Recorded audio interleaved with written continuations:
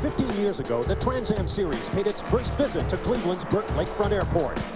With the Rock and Roll Hall of Fame as backdrop, America's oldest road racing championship provided heavy metal entertainment of its own through the years, producing an interesting and diverse group of winners, a who's who of road racing. While times change, some things remain the same. Scott Pruett competed in that first race back in '88, won here in '94, and returns this year as both championship leader and the most recent winner 2 weeks ago at Infineon Raceway in California. A win in Cleveland won't come easy. Running flat out on the long airport runways makes for a blurry fast affair. Coming up next on Speed.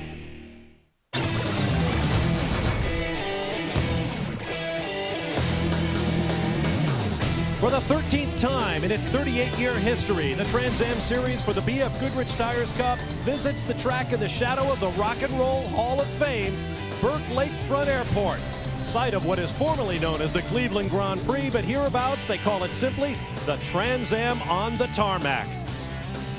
And it's appropriate that the series should visit an airport for round 6 because the Trans Am drivers and crews have been traveling of late. 2 weeks ago, they were at Infineon Raceway in Sonoma, California for round 5, a companion event to the NASCAR Winston Cup Series. And there, the points lead changed for the second consecutive race. After a disappointing Cup race, Scott Pruett started from pole in the Trans Am feature and led every lap, making up for a 12th place finish at rainy Lime Rock Park in round 4 and recapturing the points lead with his 3rd victory of the season. Today, he starts from pole again, and he's with Brian Till. Well, pole position is always important in a Trans Am race. It's very competitive. Scott, your 5th pole of the year, but 6 of 12 winners here at Cleveland have started on the pole. It's got to be a good spot. It's a great spot. The car's been good. The Jaguar's running terrific. We've been fastest in every session. We ran very fast on 100-mile tires again, which is what our focus has been. So keep our fingers crossed. Looks like it should be a good day. Well, this pole makes 25 in his career. He's now tied for Scott Sharp for 3rd on the all-time pole list. And Scott told me, he said, sorry, Scott Sharp, I'm going on up. All right, thanks very much, Brian. Good luck to our Speed Channel colleague, Scott Pruett, and a happy Independence Day weekend, everyone. I'm Bob Varsha, along with former Trans Am winner Bill Adam. Bill, a while ago, we had a weather front go through. We have great weather right now, but it is warm. This is a brutal racetrack, and at the end of it, I think these guys are going to know they were in a race. Definitely. I mean, you take a quick look at Cleveland. It's a flat airport circuit, and you think it's very easy, but one of the difficult features here is the lack of reference points. On a proper track, we have grass edges or curbs. Here, it's very difficult to tell where to turn in, and with that fatigue, that's a recipe for mistakes. Well, as I mentioned 2 weeks ago, the drivers were in Sonoma, California, and a number of them did double duty. Or in the case of Boris Said, who started on pole for the Winston Cup race, triple duty. He also drove in the NASCAR Southwest Tour event, over 700 miles of racing on the weekend. Johnny Miller and Scott Pruett also did double duty. Pruett had a very disappointing race, had a collision with Kurt Busch and finished 34th before going on to win the Trans Am race. Johnny Miller started 36th in the Cup race, finished 24th, and he had the most interesting Trans Am feature of all, Bill. He did. It was really a frustrating day. First of all, contact with Memo Gidley going up through the S's, and then a little later on, a car that looked a lot like Memo's car. Now, was he looking for payback? Well, it was hard to tell, but the officials felt that maybe he was. They required him to come into the pit for a stop-and-go penalty. That effectively took him out of the championship run, and for more on that, let's get down to Calvin Fish. Well, Bill, Johnny Miller really came out of round 4 at Lime Rock riding the crest of a wave. 4 podium finishes to start the season and a win there that gave him that championship lead. But it all came crashing down at Infineon Raceway. And Johnny, in retrospect, competing in the Cup race, was that a distraction to this Trans Am program? No, ironically, I actually think it was a lot of help. We, you know, track time is track time. Doesn't matter what it is. And, buddy, I needed all I could get. We just had a little bit of a miss on the setup there, and then the race just didn't go our way. But now the Cup deal was a blast, and it helped. Okay, let's start in the front row here today. And he's used to coming back to Ohio. He went to college in Sandusky, and at the time, he was a pizza delivery boy. And you can bet those pizzas got there on time, Bob. Yeah, either that or you have to give out those coupons for free pizzas if you didn't have them there in 30 minutes. Thanks, Calvin. Now let's talk championship. This is the 6th round of the series. Scott Pruett picked up 2 bonus points for pole position. Johnny Miller got 1, but he lost ground to Pruett. Now 19 points behind. Miller says he's going to take the points lead back today here in Cleveland. Michael Lewis currently 3rd, and Jorge Diaz Jr. from Puerto Rico is in 4th in the overall championship and leads the rookie chase. Now, one familiar face in Trans Am in recent years is back after a couple of races away. Once again, here's Brian Till. Well, you're right, Bob. Paul Gentilozzi is back. And, Paul, you may be part-time in the driver's seat this season, but you are not part-time to Cleveland. You're one of the only guys to run all 12 events here. Well, I like Cleveland almost as much as Drew Carey does, and it's pretty bad when I'm making a comeback. That's a bad thing for all these other guys. I haven't been paying much attention to driving, working on a lot of other stuff. I promise I'll make it interesting in the race, though. Yeah, believe that he will. He's looking to tie Tommy Kendall as the only person to win 3 times here at Cleveland, and to tie Tommy Kendall with the only driver to have 14 victories on a temporary street circuit or a temporary type circuit. Bob? All right, Brian, that story is about to unfold. I mentioned the rookie championship. Jorge Diaz leads Bobby Sack by 23 points in what is rapidly becoming a 2-man race for the rookie title. Sack had a great race a year ago. He's looking for more. Here's Calvin Fish with more on that story. Well, as you mentioned, Bob, last year here at Cleveland was really a breakout for this young rookie Bobby Sack. Ran second early, mixing it up with the leaders, and Bobby, you returned to Cleveland, qualifying 5th. How important is this race today to get back on top in the Rookie of the Year battle with Jorge Diaz? This race is really important today.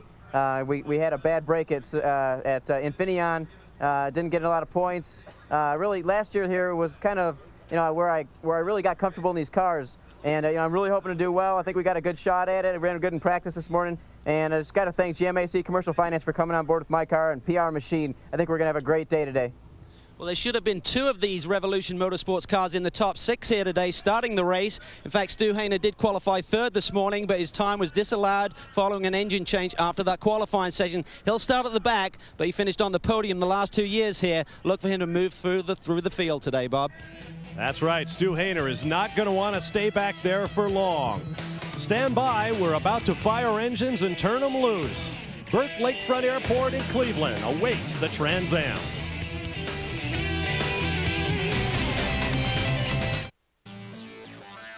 Welcome back to Burt Lakefront Airport in round 6 of the Trans Am Series for the BF Goodrich Tires Cup. Here's a look at our weather conditions. I swear, just an hour and a half or so ago, it looked like we were headed for meteorological Armageddon. But look at our conditions now. 80 degrees, 68% humidity. Still, it's going to be hot inside these race cars. Bill, take us around the track. Well, it's a good track for racing because this area here is outstanding for passing. Coming down into turn 1, very, very wide, but it funnels down into that corner we saw earlier. And this up here is critical to get a good launch off turn 8. Because down at this point here, a very high-speed section of track. It's challenging all the way through it. Like I say, it looks flat, but because of the crowning effect, it's very difficult. Now here we're on board Scott Pruitt's Jaguar. Look at the width of the track to start with.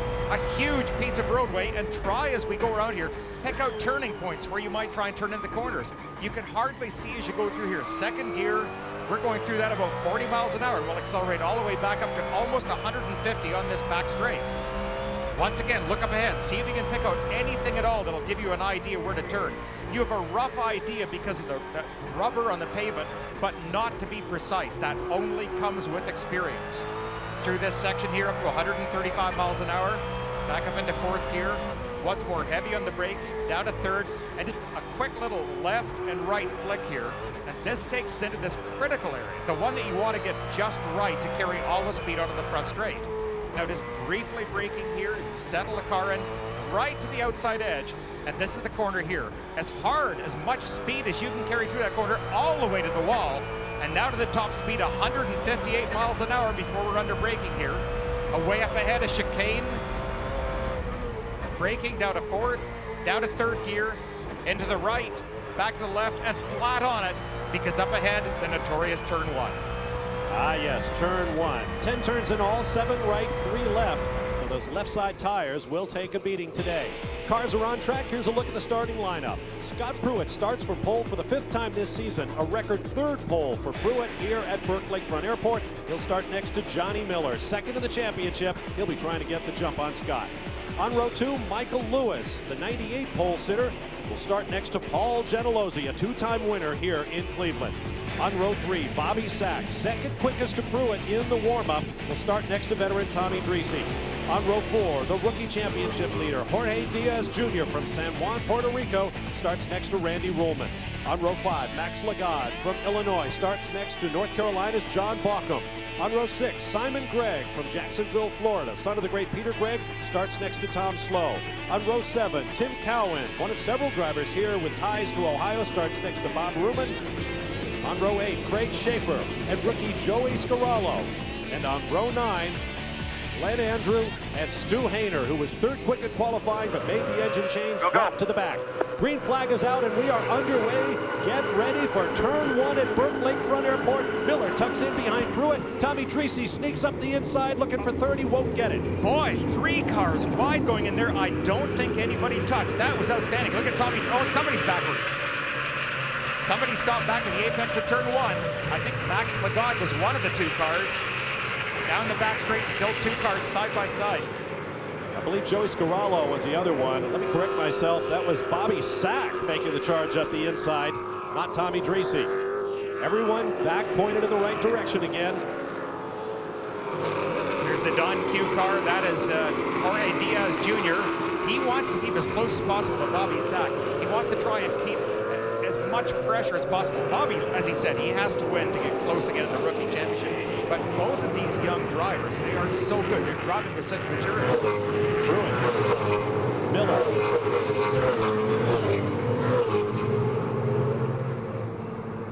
Look at the bumps in this run down the taxiway. Pit in to the right of your screen.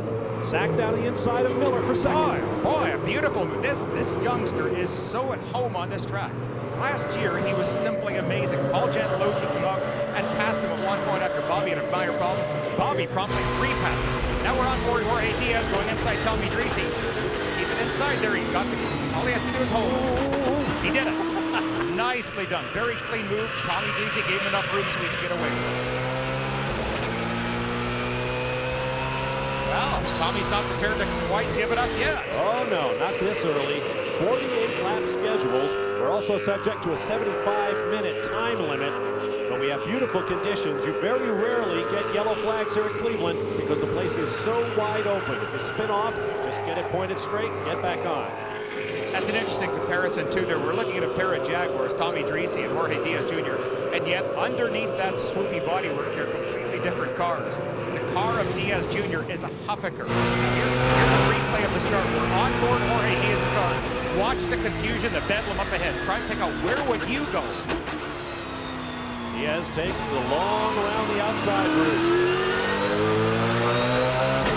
Let's take a look from on board the pole-sitting car of Scott Pruitt. Johnny Miller to the right of your screen. Wow. Boy, Miller getting up close and personal right there. Look at Sack rushing up the inside.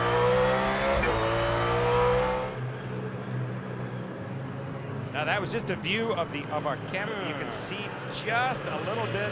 Too many cars, not enough space. 3 cars in all. Look at the body flapping in the right front corner. That is Stu Hainer starting dead last in the field. And he is coming forward. He's up to 8th. He has made a furious charge here, but that bodywork may get him black flagged. I wouldn't be surprised if they haul him into the pits and make him tear that bodywork off, because if it happens to fly off in the wrong place, particularly, that could be very dangerous.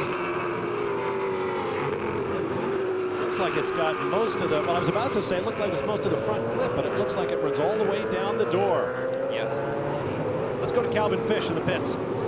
Well, down here with Don Sack, great start to the race for Revolution Motorsports. Bobby having a great run and Stu making his way through the field, but problems with Stu's bodywork. Any word on that? We haven't heard anything from Stu. I think he ran over something from somebody else. I'm not sure if it's his car or somebody else's. Yeah, Bobby was doing great. He's in 2nd place now, and he's pulling away from Johnny Miller. What's with this kid in this racetrack? Oh, he loves this place. You know, it's just wide open. It's, you know, last year, door handle to door handle with Gentilozzi, and he earned a lot of respect from Paul last year, and he's showing everybody he should be right up there in the front. Well, he's doing a great job, and Stu Hainer certainly making his way through the field. He has a brand new engine in that car right now, having blown the engine up in the warm-up this morning, Bob. Well, 12 cars gone around. It's Mike Lewis. Mike Lewis. That was down in turn 1. He made us got in a little too deep under brake. He sees no damage to his car. Looks like Stu Hainer's car looks like he ran over a Jaguar or something. There's a lot of body damage. Lewis pointing out you don't have to run into somebody to get backwards down in turn 1. Oh, very easy to do. Now, many of these taxiways are crowned like your normal public roads. And that makes turn one even more tricky because if you're on the outside line, the drivers say you have to drive over that crown and down into the corner. Yes. Calvin Fish. Well, Mike Lewis, I spoke to him just before the off, Bob, and I said, what's the biggest transition between this Trans Am car and the sports car that you ran at Road Atlanta last weekend? He said the braking. He said, I jump in this Trans Am car and I think I can brake what I do with a sports car, and I just can't make it happen with the lack of downforce. And I'm not saying that was it. He'd got a couple of laps under his belt and he's been running all weekend, but certainly it's a big problem for these guys when they jump in and out between different series. Yeah, and I think that was one of the things that was so impressive to me when I watched the likes of Scott Pruitt and all the fellas out at Sears Point. They were able to jump from the Winston Cup cars into their Trans Am cars and instantly be so competitive. Race control, excuse me, Bill, has just called in. Black flag for car number 2, Stu Hainer. Yeah, I'm not surprised. Again, the body work, well, they're shedding a little bit of body work right now. Potentially, if that piece comes off at the wrong place, oh, pow! I think he might just have turned it off. Well, he got rid of some of it. That on the inside of that corner. Now it's still flapping. Yeah. So it looks like Stu Hainer will be making a visit to the pits after all that great work on the opening laps of this race. Working lap number 5. We'll be back with more from Cleveland.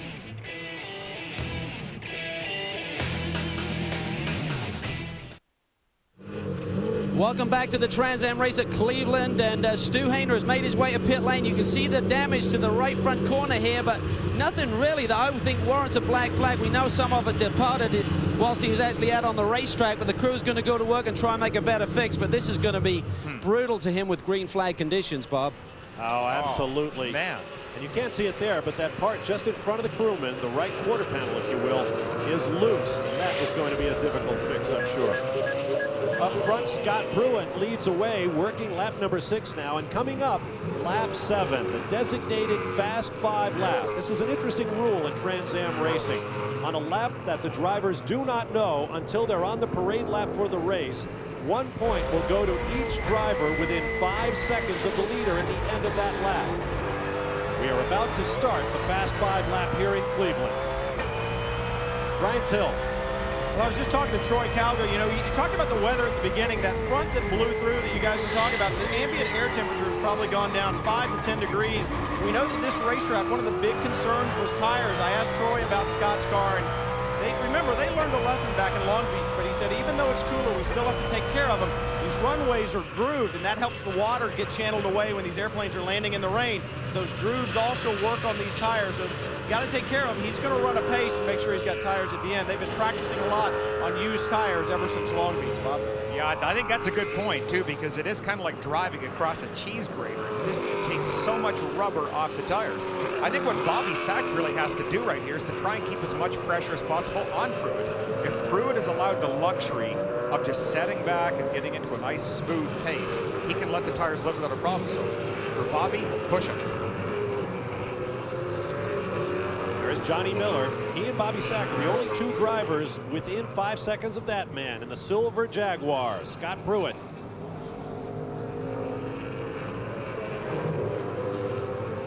It may be my eyes, but it looks as though Burke Lakefront Airport has gotten even bumpier in the last couple of years, Bill. Yeah, you know what, I agree with you. I don't think the shock absorber technology has gone downhill on these cars, and it does look very bumpy coming down there. That's such a challenge.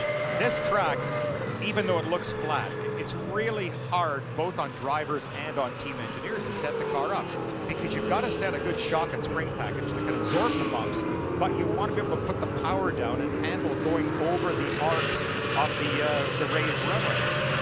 Let's look at Paul Gentilozzi. 1 bonus point goes to Bobby Sack and Johnny Miller for being within 5 seconds of Scott Pruitt, who ironically does not get one of those bonus points on the Fast 5 lap. Scott Pruitt, excuse me, Calvin Fish. Well, a man who's had a lot of success here in Ohio is Tim Cowan. He's the current national champion in GT1, but you see the engine bay just smoking right now. Who's in the car with him? Tim, any idea what the problem is, Tim? We got a piece of debris, a metal. It blocked off the front end, and we didn't know it. It overheated the motor. It was blocking the whole front of the grill radiator. So we didn't know it, so it got hot, and something overheated the motor. I think it lost head gasket. Well, certainly melted that one down. Let's go down to Brian Till. Well, we're under a full course yellow because of debris on the racetrack, but Joey Scarallo, that's not why you're in here, which is disappointing. I know you have finished in the top 10 in every race that you guys have run this year. What put you out? Well, we have. The guys have done a great job all year, and this weekend, I don't know what it is. Every session, we haven't managed to finish a session, and everything's been breaking. This time out, we just broke a balance shaft on the motor. Big plume of smoke. Actually, we broke it this morning, too. This is the second one. So I don't know what to say. It's just this weekend's been horrible. I feel bad. I have so many guys just helping me for free. Guys doing me a favor, and I feel bad. They've taken time off work. And well, I know last week was good for you at Sears Point. You got to see Darrell Waltrip again. That was great. What a great experience that was, and I've kept in touch with Darrell, and I will. Actually, I have to call him after this race and give him some bad news. Looks like Cleveland is taking its toll again, guys. Boy. Well, that's a great story. There's the debris that the yellow flags have been thrown to pick up. Joey Scarallo was once diagnosed with a brain tumor. Darrell Waltrip gave him a call, prayed with him, wished him the best. 2 weeks ago, Joey Scarallo met Darrell Waltrip for the first time. We'll be right back.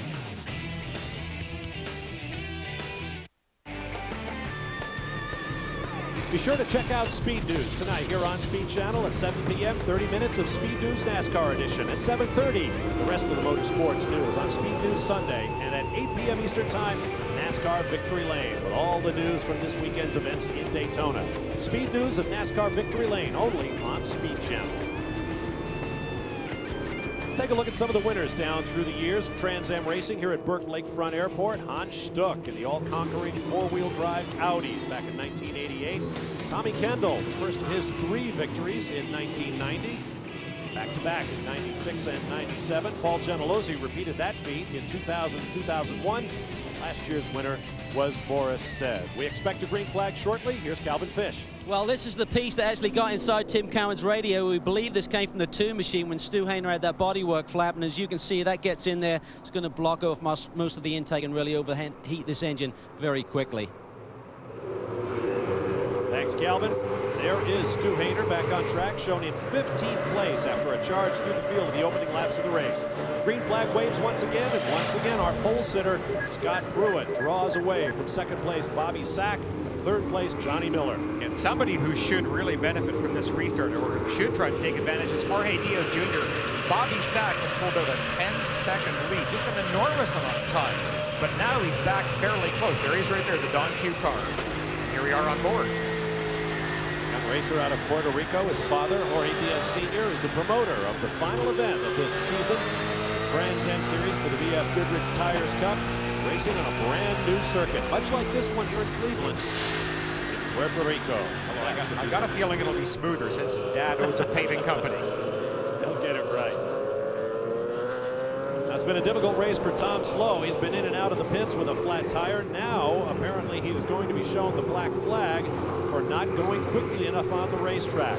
Veteran of GT1 racing, sort of the amateur level of the professional Trans Am series.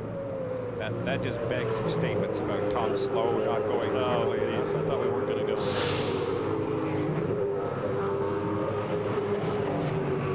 Turns 9 and 10. Look how dirty the racetrack is. Picked up there on the outside. It's Paul Gentilozzi looking to pick up some spots. Ahead of Tommy Dreese. Let's see what we can see. Somebody get off. Driver's right. Oh yeah, Paul. Mr. Gentilozzi. Woo. Now, he was just saying this morning how he thinks some of the fire has gone out. We were wondering. When Paul's doing that, he's still enjoying himself. They're in a good battle with one of his drivers in that LXG white green striped Jaguar. Paul Gentilozzi loves to drive race cars. Began his career as a drag racer. Got into road racing. He has won several of the big endurance races, including the 24 Hours of Daytona. Yeah. He holds just about every record possible in the Trans Am series. Back on Jorge Diaz Jr. Let's go down to Brian Till. I'm standing by with one of the most interested people in the pits, and that would be Jorge Diaz Sr. Watching your son out there. Consistency all year long has really done it for you guys.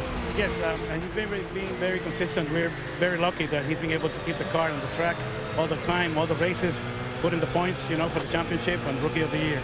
Now, at the end of the season, I went through the paddock and canvassed everybody. They said they know we're going to have good weather in Puerto Rico at the end of the season, but they want the airport to be smoother than it is here.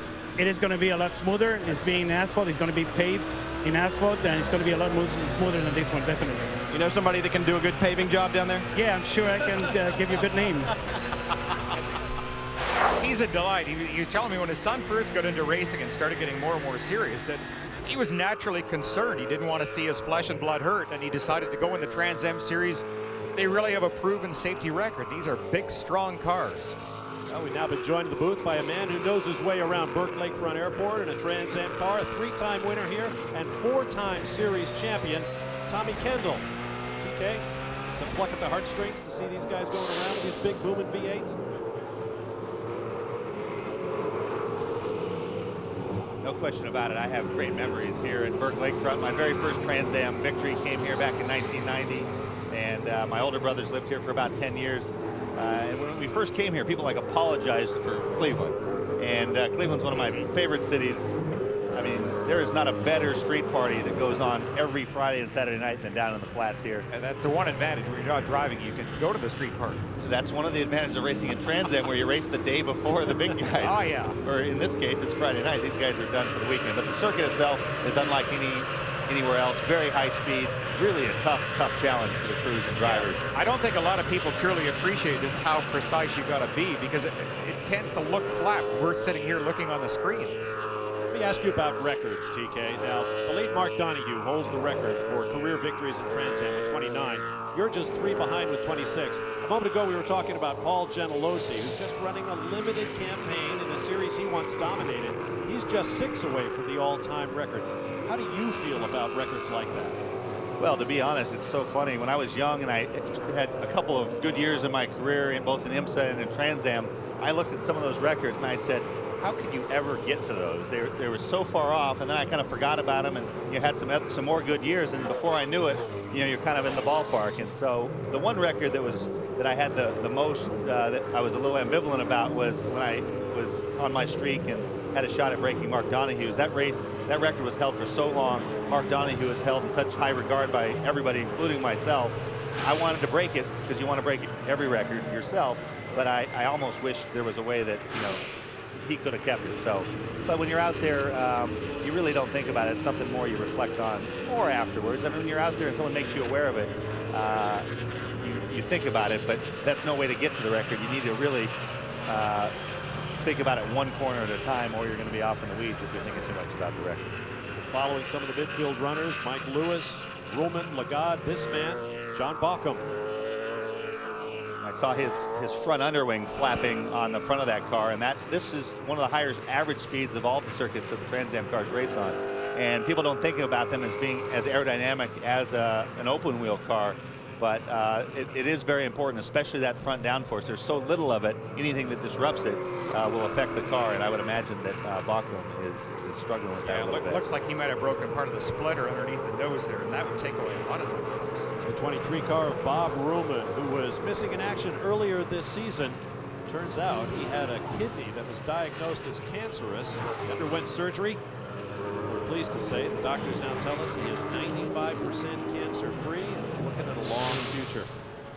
But he did have backup on this weekend in case he wasn't quite up to the task. His daughter Amy is quite an accomplished racing driver. Let's go to Calvin Fish with more on that story. Well, she's smiling. Barbara Ruhlman. Has to be fun to see Bob back behind the wheel. How's he doing this afternoon? He's doing really well. He's saying that it's hot out there, but he's usually got a very high tolerance of heat. So we're hoping he makes it through. Has he had a chance to test the car, or is this week the first time he's been back behind the wheel? He tested at Beaver Run about 2 weeks ago for about a half a day with Amy. They both tested before she ran Beaver Run, the national, and she won the national there. A very fast race car and a racing family. But we're certainly glad to see Bob back out there. Maybe it won't be too long before we'll see Amy Ruhlman in a car like this, racing in the Trans Am. I think we would have seen Amy a long time ago if Bob didn't like to do it so much himself. Oh, come on, Dad, give me the keys to the car, huh? On board with race leader Scott Pruitt, coming around to complete lap number 16 here at Burke Lakefront Airport. We'll be back with more Trans Am in just a moment.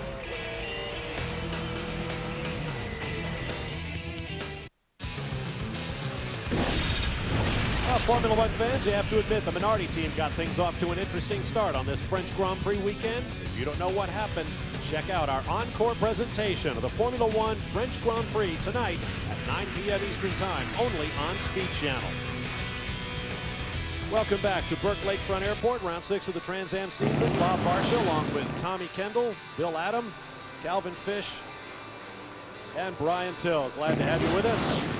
Going back over the years, turn 1 here in Cleveland. This was 1997. A bit of a traffic jam. Sometimes you don't even have to get all the way down to the turn to have a problem. Coming out of the right side of your frame, the bright yellow and red car of John Paul Jr. Watch this. He said, yeah, I could brake deeper than you can, and he was right. Missed his brake point by about a county. Oh, my God. And this was turn 1, lap 1 this year at Burke Lakefront Airport. As Johnny Miller got right on the bumper of pole sitter and race leader Scott Pruitt. They got through okay. But John Baca, Max Lagat, and Bob Ruman, not quite. Back on board with our pole sitter, race leader, and championship leader, Scott Pruitt, as we work lap number 23 of 48 here at Burke Lakefront Airport. The first 4 cars are all running within 4 seconds and running at about the same pace. Bob Ruman was in the pits briefly. He's now coming back out. Pit exit down in turn 1. Calvin Fish has more on his story. Well, Bob had made a nice return to his Trans Am racing here, but unfortunately a bit of a misfire on that engine. They looked at the plug wires on the right bank and think they may have fixed it, but it may be internal. They're unsure right now, Bob. Back up to speed. Yeah, and you brought up a good point, Calvin. You said it was hot earlier, but by the fact that he had to come in and sit in the pits for a little while, he'll really feel hot now. There's Scott, 2-time Trans Am champion. Looking for his 3rd title. Coming off turn 8. Really the only part of this racetrack where you can hurt yourself if you get into that tire wall. Everything else is wide open. And Randy Ruhlman has gone around. Yeah, just trying to refire. He's trying to do a good job, too. I know he's got a lot of sponsors today. Ruhlman off and on. Well, I wonder. Randy Ruhlman's Preform Line Product sponsorship, that's a local company right here in Cleveland. I know they had a lot of guests here, so he was probably trying extra hard. Should have made Randy Ruhlman and Robert Ruhlman promise not to get off at the same time, just for the sake of the announcing staff. Doesn't appear to be quiet once again. Let's take a look at what happened. Ruhlman to the left of your screen with that's Independence Day weekend paint scheme. And it, whoops! Oh, synchronized spin. Boy, that was and nicely done. Ruhlman was in his race, and he was just trying to clear the front of Ruhlman and didn't quite clear him. Got a little nudge from the left front. Bob was getting up speed after his stop. Yeah, that really looked there on that angle like he was carrying a lot more speed and maybe just nudged that left front corner of Ruhlman's car. But as you just pointed out a second ago, most areas here you can spin out without causing any damage at all. It's only that final corner on the front straight with the wall. There's Randy, always smiling. He's been around Trans Am racing for a long time.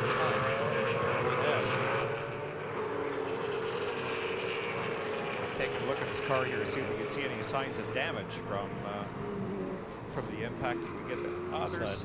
Can't quite see it. Looks like it's okay. I don't see any sign of damage on the bodywork there. He would have hit the right rear of his car. Probably would have cleaned a contact, and it looks okay. Good job. Back on his way. Now Jorge Diaz Jr. has gotten around Tommy Dreese. Let's take a look back at how that happened. Dreese in the white car, reminiscent of the Group 44 Jaguar colors.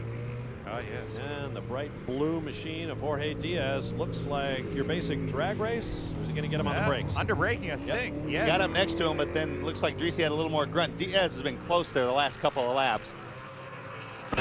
Finally close enough to slide down the inside. Look how wide it is up here. That's the unique feature about Cleveland. The line is still very specific where you have to be, but on a street course, it's kind of like connecting the dots. You've got a turn-in point, apex, and so forth. You can't vary too far from that. Here, it's a blank canvas, which is where you kind of get into trouble, but it's also good for passing. You can turn in a bunch early and just angle all the way across the runway towards the apex, and it really kills your momentum leaving, but you're inside the guy. And so once you figure that out, you see some really unique lines, and a guy gets inside of a guy, and he has to go a lot slower to turn the car, but he's already there. Diaz now up to 5th. He has to get up to Bobby Sack to hold his lead in the rookie championship. Brian Till. Well, you see Lewis on Dreese right now, and that's because Dreese's lap times for the last several laps have been all over the board. He's radioed in. They think that he has a tire going down, something not right in that Jaguar, and he's been all over the board on times. And obviously you've seen Diaz go by him, and now Michael Lewis. Jaguar. You've been listening to too much David Hobbs, my man. I'm from the South. Jaguar. South of England. One of the things that has impressed me so much about Jorge Diaz Jr., it's becoming almost a pattern for him now. He starts the races very slowly and very methodically, and then takes what is being given to him and works on that. And every race we've seen this year, he has just progressed up and up and up the grid with no mistakes. Kind of like Bobby Sack. I mean, Bobby's doing the same thing. He's just, I think he's driving so much beyond his years and so much beyond what relatively little experience he's got. He's very good. Simon Gregg out in front of race leader Scott Pruitt. Will he look down the inside in turn 1? He will not. And this may cost Scott a little bit coming off that corner. This is what you point out, Tom. You see Scott angling, trying to cut off, make his line a little bit shorter.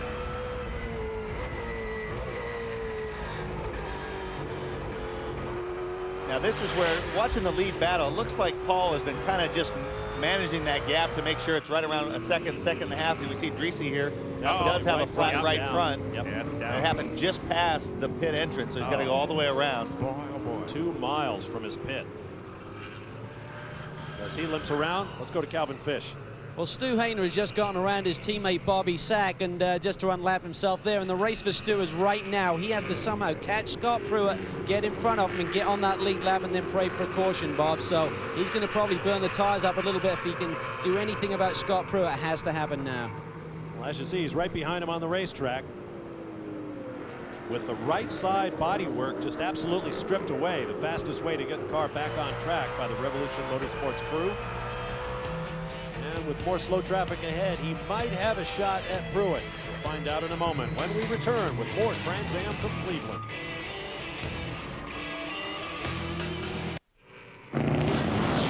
Welcome back to Burke Lakefront Airport. Let's review Tommy Kendall's victories. The first one at Cleveland in 1990 in a Chevy Beretta. Remember that car, TK? Absolutely. That car is in my garage. It is? Yes. I wonder if the team knows that. And then 1996. Driving a Ford Mustang. Those sunglasses are in my garage. And back-to-back wins with another in 97, en route to one of his 4 Trans Am championships and the all-time streak of consecutive victories with 11 in a row at one point. Here's where Tommy Kendall stands among the all-time race winners in the Trans Am Series for the BF Goodrich Tires Cup. If I'd known you guys were going to suck up like this, I'd stop by the booth more often. Not a bad record. Well, I don't think I answered your question maybe earlier about the records. Having been out of the seat for a little while, I think about the records a little more, and coming up short like that has been starting to bug me a little bit. Yeah, well, there's still time. Now, moments ago, we talked about Tommy Dreese's flat right front tire. He did make it around to the pit lane. This is Tommy making his way back. Got into the pits, took on 4 fresh tires, and is now back on track in 13th place. Now watch the back of your screen. Johnny Miller with Paul Gentilozzi working up behind him, got way off driver's right, clipped that cone, and then had trouble getting back up to speed. Gentilozzi pounced and took over 3rd place. And then Miller headed for the pits to wipe off some of the agriculture. That's a good idea. Sacrifice a little bit now. Here's Brian Till. I had just spoken to Bobby Houghton about Johnny Miller. He said, we're just running a pace. We're hoping for a late race yellow. We're running a pace and conserving the tires. I think he got caught up in lap traffic and got in a hurry and dropped the wheel off. And the amount of grass that came off that grill, there's no way they could have stayed out. It's very hot. The grill was completely blocked. They had to bring it in. He would have overheated in just a period of a lap or so. So had to bring it in, and the misfortune continues for Johnny Miller, especially after a very disappointing Sears point. Miller is now 9th and losing all sorts of ground to race leader Scott Pruitt in the championship. Notice the sponsor on the side, Eaton Corporation. They are headquartered here in Cleveland. In fact, Johnny told us their boardroom overlooks Burke Lakefront Airport. They've got over 100 guests on hand this weekend. Right now, I'm sure he's painfully aware of that fact. Yeah, he's a good. Well, Johnny, don't do it again. I think it's a smart move to bring the car in, because we saw what happened earlier to the Mustang when he's trying to run with something blocking the grill, and you end up losing your motor. Well, it's pretty heads up, because these cars don't have telemetry. In a lot of other series now, the crew tells you something must be blocking, and they're alert. But here, it's very old-fashioned, but you actually have to watch the gauges in a Trans Am car. And so that's when you go off the road, that's one thing you start checking to see if the water temp is rising, and you have to come in and clear. 14.4. I noticed the white Corvette going out of your picture. That is Stu Hainer, who has gotten by race leader Scott Pruett, so he is back on the lead lap, currently shown in 10th place. Now, you know what? Here's a hypothetical question. Teammate of the car running in second place, you're ahead of the leader. Why wouldn't you just kind of slow down maybe just a touch? At this point, that wouldn't be a bad plan, because, without a yellow, he's not going to catch the tail end of the field. So his best plan, not only from a teammate standpoint, would be to conserve his car and wait for a yellow now that he's in front of Scott. Run just fast enough to stay in front of Scott. If he started impeding Scott in any way, you'd be hearing Scott, cry bloody murder. That wouldn't be real kosher. But that's never been done before, has it? No. Maybe once. Saw the numbers on Bobby Sack there. Now 1.7 seconds behind race leader Scott Pruett. If the race were to end right now, Pruett would expand his championship margin over Johnny Miller from 19 to 33 points. Pruett has already picked up bonus points for leading the most laps of this race. We have 15 laps remaining in round 6 of the Trans Am Series for the BF Goodrich Tires Cup at Burke Lakefront Airport in Cleveland. We'll be back in just a moment. Welcome back to Burke Lakefront Airport in Cleveland at round 6 of the Trans Am Series for the BF Goodrich Tires Cup. I'm Bob Varsha with Bill Adam, Tommy Kendall, Brian Till, and Calvin Fish. Scott Pruett is the race leader, has been since the green flag. We have had one yellow flag. So tapping the brakes, lights glowing as he makes his way through that intimidating turn 8. The car still appears to be running okay, although, I was looking at one of the stats earlier. This year, Scott Pruett has won every other race. Well, this is not one of the other races, so can he do 2 in a row? Statistics would say no. Pruett crosses the timing line to complete lap number 35. He has a second and a half on Bobby Sack in second place. Calvin Fish. Well, the question, Bob, has to be, is Scott Pruett pacing this race, or is he pushing hard, and is Bobby Sack burning down his tires? And TK, you've won races here. How hard is this Cleveland racetrack on tires compared with other circuits? It's pretty hard because you lean on, especially on the left front. That triple right-hander, you're just always leaning on that left front tire. And then obviously the rears, Trans Am cars are generally under-tired for the rear. So both the left front and both rear tires. So, watching earlier, it looked to me like Scott was running just as fast as he needed to. And talking to Scott before the race, yesterday, actually, I said, you really whooped him out at Sears Point. He said, I finally feel like I'm getting a handle on things. The team and I are talking the same language. Early in the year, Scott was pretty frank that he says, you know what, I really, I'm chasing this thing. Boris was running better early on, but he's starting to feel like things are clicking for him.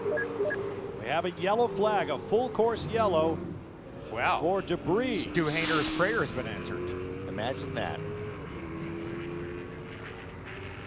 So Hainer will be able to make his way around and join the tail end of the lead lap. There's a little debris. And then even without the debris, you have, there's a provision this year they can have, they're just frank about it. They can have a competition yellow to spice things up. And so knowing that as a driver, it's foolish to take more out of your car than you need to. Yep. There, of course, is the cone that Johnny Miller hit just a few laps ago. I suppose that might be a problem, drivers, right? Tommy, why don't you hop on the radio and see if we can raise the race leader. Hey, Scott Pruett, this is Chip Ganassi. Do you hear me? Chip Ganassi. Hey, Chip, how you doing, buddy? Hey, this is TK. How's it going out there? It's going pretty good. I did one of those NASCAR things and let Stu Hainer by so he can get his lap back. But the weather's good. The track seems like it's in pretty good shape. Doesn't seem like it's tearing up or having any issues. You get offline, it's a bit of a ride, but everything else going great. What do you think about Bobby Sack behind you? Have you sized him up where he's strong versus you, and how much do you have left? Well, I got a little left in my pocket. Bobby's doing a great job. Looks like they found what they were looking for this morning in warm-up. He ran quick, but I'll tell you what, he's going to have a lot to take on this Jaguar right now. All right, man, have a good one. Thanks, CK. Well, numerologists would tell us Scott Pruitt cannot possibly win this race. He wins the odd number of races, 1, 3, and 5. We're in round 6. Here he is with the race apparently under control. But we have 12 laps to go, 11 when they pass under the flag stand. And a green flag is coming up.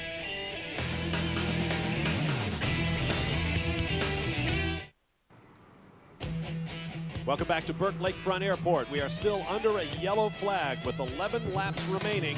Round 6 of the Trans Am Series for the BF Goodrich Tires Cup. Here's a look at the 2003 winners to date.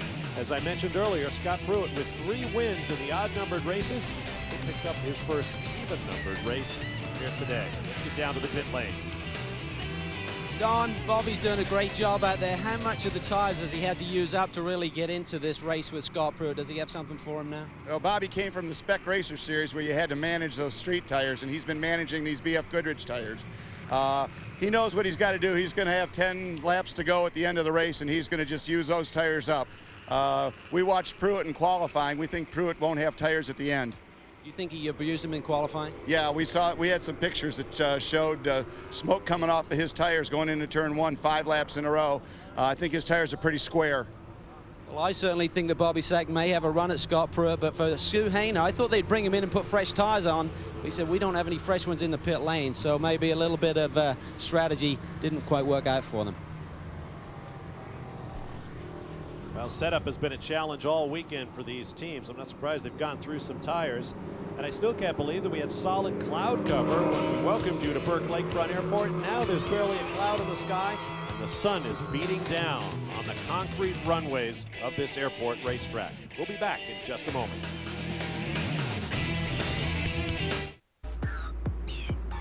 If you've got something to say about your favorite form of motorsports, just give Dave Despain a call. Friday nights at 11 p.m. Eastern on Wind Tunnel. Check it out. 1-866-W-TUNNEL is the number. Dave Despain will take your call and let you sound off, although you may get it right back. Check it out. Wind Tunnel live Friday nights at 11 p.m. Eastern, only on Speed Channel. Beautiful afternoon on Lake Erie. Folks enjoying the water wonderland off what we are told is the largest lakefront of any city in the world. Beautiful Cleveland, Ohio. Scott Pruitt is the race leader. Bobby Sack, highest running rookie right now.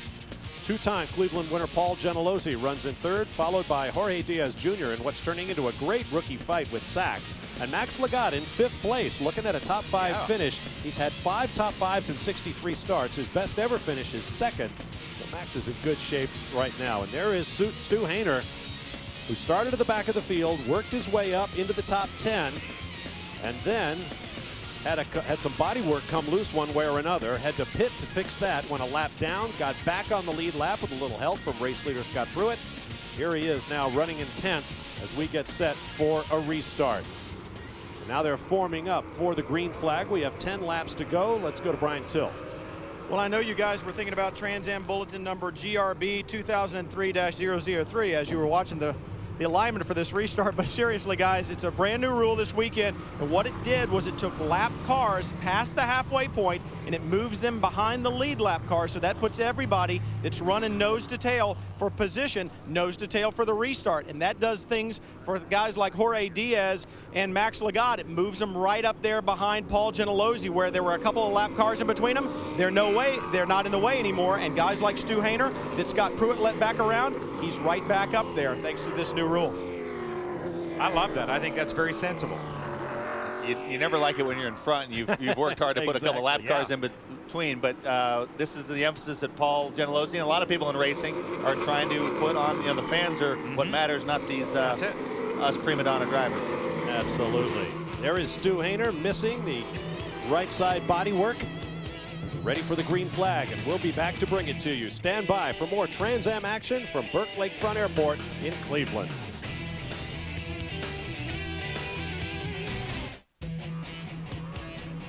Welcome back. The laps dwindling down as the sun begins to set low here in Cleveland, Ohio. Burke Lakefront Airport for the 13th year hosting the Trans Am Series for the BF Goodrich Tires Cup. Safety car is off. Here comes pole sitter and race leader from the beginning, Scott Pruitt, looking for his second straight flag-to-flag victory.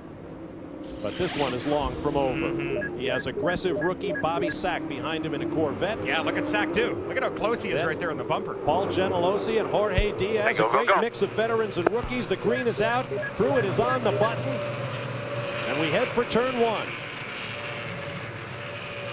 Well, somehow Pruitt just pulled out that giant lead. I think Bobby got a bunch of wheel spin there, and you know, Scott might have even given a little bit of a brake check. I'm not sure. Yeah, I wonder. But to frame this is only Bobby Sack's 9th start. He has the 2nd place at Lime Rock, but this reminds me a lot, really, of when I got started. Yep. And you talked about how mature he was for his age. I went to a lot of races when my dad was racing. My dad was much like Don Sack, where he was a sportsman, did it for fun, was never hyper competitive. But you watch so many races for so long. Your dad's never going to talk to you again after dreaming about when you are going to finally get your chance. And so it's almost like you've been racing for several years before you finally get strapped into one of these things. I think you're right. This reminds me of the battle last year. We saw this terrific fight here between Jorge Diaz Jr. and Paul Gentilozzi, and just a little ways back, they're right at it again. Pruitt getting right up to that wall and our camera. He does. He's pulled out the gap. Gentilozzi looks like he's looking for a way by. He is too. Oh, down the inside. Oh man, Paul. Whoa. Sack just missed. And look at Diaz Jr. now.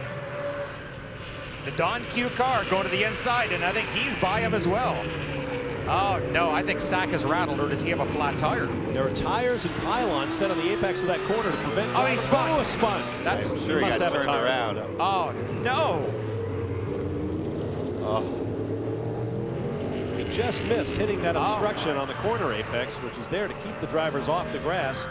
Oh, there's his dad, Don, looking on. He can't believe that. From 2nd place back to who knows where right now. And I'm not even sure his car is still 100%. I think he's going to be 14th, perhaps 13th when they come around. Paul Gentilozzi is up to 2nd.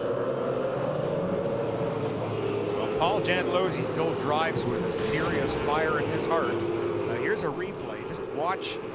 Sack moving to the right of your screen. There he is. He turns in. There's Max Lagarde. Oh, looks like he tripped over Randy Ruhlman. Ruhlman was in a battle of his own and got in there, and you saw Sack, once those cars got underneath him, he was really trying to dime in the corner to get a run and maybe get back by a couple of those cars. You know what? I agree. I don't think that's Randy's fault at all. That was just an incident on the track. Looking back from Diaz. See how wide Bobby's swinging out there to get a run to try to cross underneath these guys. And Ruhlman was down in there trying to make a pass of his own, I think. Oh, boy, turn 1 that's historic. That's a patented move that takes place here. It goes from a million lanes wide down to 2. It's just too tempting. Reminds you of the festival curves at Portland International Raceway in Oregon. Well, Bobby Sack from 2nd place all the way back to 10th as he crossed the start-finish line that time. And now Diaz can take tremendous advantage. Sack is officially 10th, last car on the lead lap. There's Gentilozzi. About to rack up another podium finish, it would appear. Brian Till. Well, I'm here with Tony Gentilozzi. Tony, we talked about the fire in Paul's heart and that it was gone. Who fired it back up again? I think we just relit it. You know, it's the end of the race. We caught a little bit of luck there, and hopefully he's going to do the right thing. Well, all you have to do is kind of fan them a little bit, and those embers turn back into flames, guys. I think we've seen it. Yeah, I think he caught more than a little bit of luck. He caught a little bit of Corvette fender. He's got some right front damage there on the nose. That was there early on, actually. The incident with Bobby Sack was pretty much hub to hub. Boy, it's sideways. Yeah. He's going after Scott. I think he is too. Yep. He would love to pull off a win. He was about 2/10 quicker than Scott that lap. What a great victory that would be. Then he's going to go to his kart team and go, see, that's how you do it, fellas. Put him into a tie with the aforementioned Tommy Kendall for Cleveland Trans Am victories, I do believe. I think the nose of the car is okay. I don't see any sign of the hood coming up or any damage like that. That's not deep enough where it would affect the radiator or any of the other coolers. He's only got a little over 10 miles to go. Just cosmetics. Now here's a replay of Bobby getting passed by Paul as he goes into the corner. Paul just simply gets in very, very deep. But look, no smoke off the tires, but he didn't lock the tires up. Well, he pulled in, and Bobby realized that he was coming and tried to give him a little bit of a squeeze, and then his mistake was trying to go side by side once Paul had him, because Paul just kind of shouldered his way by, but they were pretty much even at that point. Sack lost all momentum. Brian Till. Well, I went back to Tony Gentilozzi when you guys were talking about Paul actually being faster than Scott and going after him. When I walked up to him, he answered the question before I ever even got it out of my mouth. He said, he won't. I said, he won't what? And he said, he won't go past him. I said, will he get up behind him? He said, oh, absolutely, if he can. He wants to prove something. He won't go by him. Yeah. I should probably point out that he is, after all, Scott Pruitt's car owner. In that lap, he was 0.4 quicker. It remains to be seen if Gentilozzi will let discretion be the better part of valor today. Here at Cleveland, we'll be back.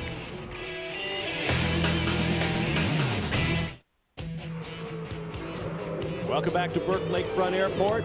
Coming up on 3 laps to go in round 6 of the Trans Am Series for the BF Goodrich Tires Cup. And there is Johnny Miller, who has picked up a loose piece of trackside advertising, and it's in the worst possible place, covering up that radiator inlet. You think the grass was blocking it earlier. That is completely blocked. But with only a few laps to go, you're not going to stop, are you? Yes, he can. Here's another look. Watch, there's the sign lying on the track. Here comes Miller, 3rd car in line, and pow. Oh, boy. You couldn't do that if you tried. And 3 cars in front of him pass it, and then he hits it. Oh, goodness. Uh-oh. I saw smoke showing out of That's Mike Lewis's car. Yes. I thought he was going to have a big day today because he's another one of the drivers that is so smooth and so easy on equipment, and I thought it would pay off by keeping the car alive. He's had a busy weekend. Let's talk to Calvin Fish. We believe his fuel pressure just went up to the team, and he'd been on the radio saying fuel pressure had dropped. So big disappointment here. Really sort of like climbed his way back in the points with 2 podium finishes in the last 3 races. His day will not be his day. I thought you were going to tell me about the busy schedule that Mike Lewis has been keeping. He and Tom Andrisi drove in the 3-hour American Le Mans Series event at Road Atlanta in Georgia last week. He's got to come in, I guess. Temperatures must be out of sight on this car.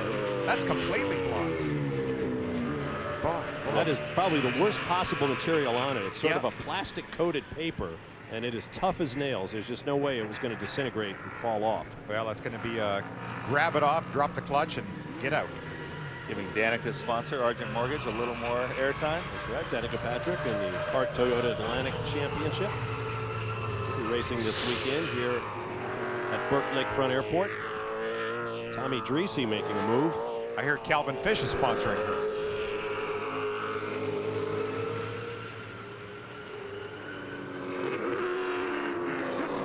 And up front, the gap continues to narrow. Gentilozzi has run off a series of quicker laps. The gap is only 1.2 seconds from Scott Pruitt back to Paul Gentilozzi. 1 to go next time by, and several of the drivers up front in position to take their best finishes of the year. If things remain the same, Jorge Diaz will equal his best performance of the year, that coming at Lime Rock 2 races ago. And John Bauckham will pick up his best finish of the year if he can hang on to 5th place. White flag. I think Scott Pruitt's being wise here. Paul said he won't do it. I don't think Scott wants to find out. Remember St. Pete, guys. I mean, Paul said he wouldn't do anything there. He tried to take the lead and elbow his way by. Well, Paul is still trying too. He just came down through turn 1 and gave a wiggle off the rear end of the car under hard acceleration. So he's not content to sit back there. No, he's not. I just walked down and talked to Tony again, and Tony looked like the cat that ate the canary. He had this big grin on his face. He goes, just watch, just watch. That's my dad. He's drawing closer. Boy, he's very close. I think you should call Scott on the radio right now and say, so how is it going? Scott, I've got your paycheck here in the car with me. Gentilozzi draws closer. Should I bust in on the walkie-talkie and ask Scott what's up? Yeah, exactly. I think his crew chief may shoot you. Excuse me, doctor, I know you're doing surgery, but 2 corners remaining.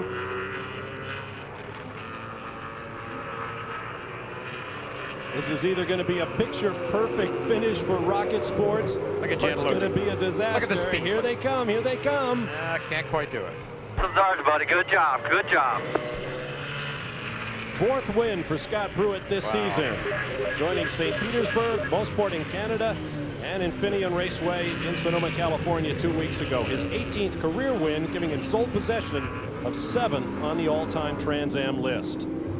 Unofficially, Paul Gentilozzi 2nd, Jorge Diaz 3rd, Max Lagat in 4th, and Stu Hainer up to 5th. What a race he had.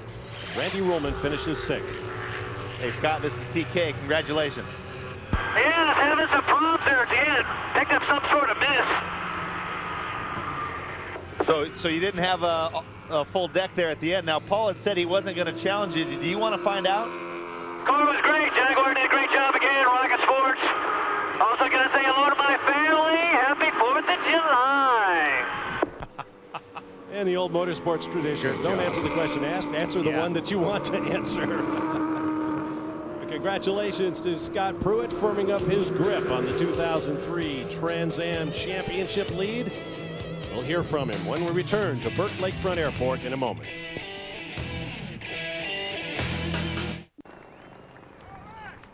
Well, welcome back to Cleveland. And Scott Pruitt, you've started the fireworks off early on the 4th of July, buddy. Yeah, it's the perfect way to do it. Hi to my family at home. The Jaguar ran great. We had some sort of problem at the end. I kind of ran a little too hard on the tires. We also picked up a little bit of a miss, and I saw Paul coming up on me. I wasn't quite sure I could hold him off, but the guys did a great job. Bobby Sack ran a tough race. I'm not sure what happened to him, but he was pretty strong. Well, that makes 2 victories here on a really tough circuit. Congratulations. Let's get with Calvin Fish. Paul, great run, up to 2nd place. Would you have passed Scotty if you had the chance? Oh, he'd have let me. I don't think he was going to let me. He had a good car. I had to use mine up getting through traffic. He had a little cleaner deal. I had a lot of hard racing, and that's a tough deal when you want to use your tires. So he had a little more than me. I think it was better under braking. He was certainly better off the corner. Talk about the race with Bobby Sack. You've seen him mature as a driver over a year or so. Unbelievable. You know, Bobby had a fast car, and probably, had he had a couple more years experience, I'd have never got by him. The mistake he made 2 mistakes. The mistake he made was not getting his tires clean before we went green. We went green, he got to the long end, he was out of shape, out of the pedal. I could have ended his day there, but I was a nice guy, knowing I was going to get him at the end of the next straightaway. So I went down, clean under braking, side by side. Good job, buddy. I side by side. Tough, man. An experienced guy backs out, takes 3rd, tries to get me the next corner. Youth and exuberance sometimes cost you. It's unfortunate because he's going to be a good race driver when he learns. Great job today, Paul. But one of the other rookies certainly had a good day, Brian Till. Oh, absolutely. Jorge Diaz Jr., we keep watching and you keep performing. You are now the only driver in this series to run every race and finish every race in the top 10. I find that surprising, but I'm going to be celebrating twice, I guess. I just want to say hello to everybody back home in Puerto Rico. I'm just so proud. I can't believe I kept the car under me. I lost rear traction halfway through. I lost my cooling system, so it was just an adventure, and I'm just going to be celebrating all day, all night. Well, consistency wins championships, and I know you guys came into this wanting Rookie of the Year. Can you kind of see the championship overall? Well, I came here with only Rookie of the Year in mind. I guess we've gotten into where the points are safe, so we might try and be a little bit more aggressive, but I'm just here for the Rookie of the Year, and I'm just going to be celebrating that. Well, and what a performance they have done all year long. The consistency is there. This guy's going to win races soon. Guys? All right, thanks very much, guys. Great run for Jorge Diaz Jr. Let's take a look at the championship as it stands. Scott Pruitt with a 34-point lead over Johnny Miller, who finished 9th unofficially. Jorge Diaz Jr., 54 points out in 3rd. Michael Lewis now 64 points behind, just 1 ahead of Stu Hainer, who came all the way back to finish 5th in today's race. Bobby Sack drops down to 6th, 83 points behind leader Pruitt. Let's go to Calvin Fish. Stu, that was a saga of a race. Man, there's a lot going on. A lot going on. Not sure what happened. It looked like may have clipped the inside tire going through the chicane. You know, all the cars there, you don't see where you're going. You're just sort of following the car in front of you. And something happened with the door, and they had to take it out. And we went a lap down. And did you have any tires left after the run through to get back on the lead lap when we went back to green there at the end? Well, actually, I did. I had a lot of car left on the restart, but on the restart, somebody got into Bobby and spun him around, and then they came across and hit me, and we went right down to quarter on our left front. So we didn't have a lot after the restart, but before the restart, I think we still had a car to go to the front.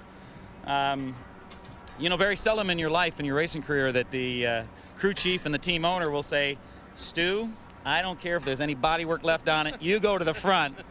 And when you get those opportunities, you don't dare leave anything left. So as you can see, we've got a few hickeys on the thing, but we went right to the front, and we're glad we got a lap back and finished 5th. A great run, Stu. Everybody's dream, I think, just burn it down. Hickeys, that's one I'm going to have to remember. And kudos also to the driver of the 83 car, the Hypermax Engineering Chevrolet. Max Lagarde started 10th and drove it up to 4th place. Let's go back to Brian. Well, Johnny Miller, a guy that we thought you had it in for the championship, and you've had 2 big setbacks, but I'm thinking that the racer you are, you're not thinking it's gone. Oh, you know, I mean, there'll be other weekends. It was just a long day today, man. We got to stop twice, and yeah, we'll see what we can do at Three Rivers. It's never give up for Johnny Miller. Keep an eye on him, guys. That's right, Brian. Three Rivers, of course, is legendary Trois Rivers in Quebec, Canada, the oldest street race in North America. More on that in a moment.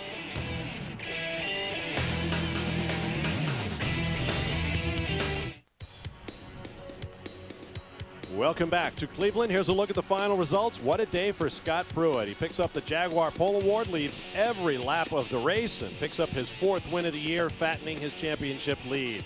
Pick out your favorite driver and see how he did. Bill Adam, your final thoughts on today's race. Well, I think I look at how well everybody did, but the one thing that stands out, just the disappointment for Bobby Sack. He drove 99% of this race brilliantly, and I think Paul Gentilozzi told him what he did wrong. He's smart enough, he'll remember for the next race. Well, there's a lot of racing still to come. We mentioned it a moment ago. Headed north of the border to Canada for Le Grand Prix de Trois Rivers. Oldest street circuit in North America. Very tight, very challenging. Join us live Saturday, August 2nd at 1 p.m. Eastern Time, only on Speed Channel. I'm Bob Varsha for Bill Adam, Brian Till, Calvin Fish, and our special guest, 4-time Trans Am champion Tommy Kendall. Thanks for joining us on what has turned out to be a beautiful day here at Burt Lakefront Airport in Cleveland, Ohio. We'll see you in Trois Rivers for round 7 of the Trans Am Series for the BF Goodrich Tires Cup. Until then, so long, everyone.